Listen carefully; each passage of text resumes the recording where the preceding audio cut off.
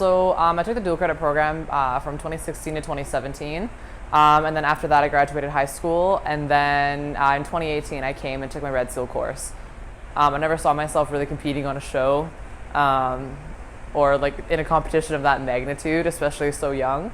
But when an opportunity like that arises, I think you just kind of got to go for it at that point. Top Chef is a competition like no other that I've done before. I've done black boxes. I've done competitions where you are given the scope and you have like a month to prepare in advance. But Top Chef is always expecting the unexpected. The overall experience is probably hands down the most stressful time of my life.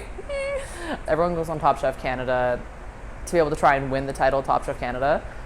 I didn't really go with being like, yeah, I'm gonna win. Like, no way. But being able to make it onto the show already was a huge accomplishment. Honestly, if anything, the biggest takeaway that I got from everybody would just be like, just like continue like with your hard work and dedication. Because looking at how far they've been, like how much they've been able to achieve, for all of us to be able to make it, it's inspiring to kind of like see what they've all done throughout their careers to be able to get to where they are. And myself being so young in the industry and being so young in life still, it's kind of like cool. Like, you know what, like give myself another 10 years, like I hope to be where you guys are. There's such a huge misrepresentation of Indigenous people on television. And, you don't really see a whole lot of representation in general.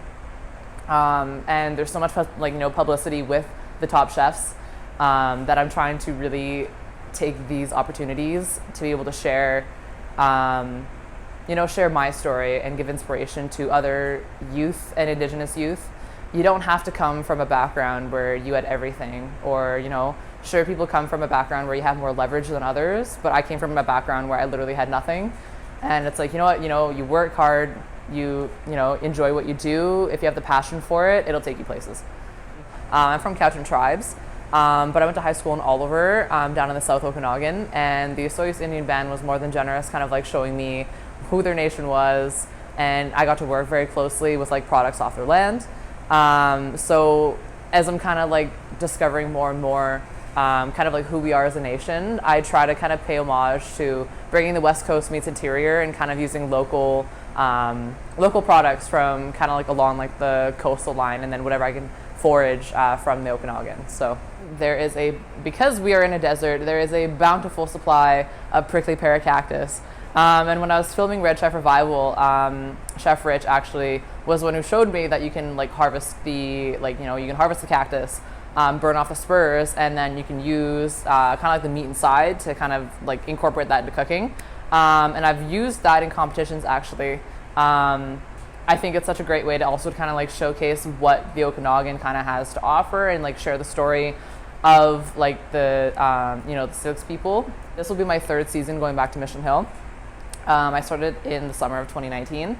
But yeah, honestly, it's great. Like, we're 95% local, and I really enjoy that aspect. I think what I really kind of like carry with myself as a chef is just kind of, support local, like stay local. So I really enjoy getting to work with our farmers and seeing the local product that they have.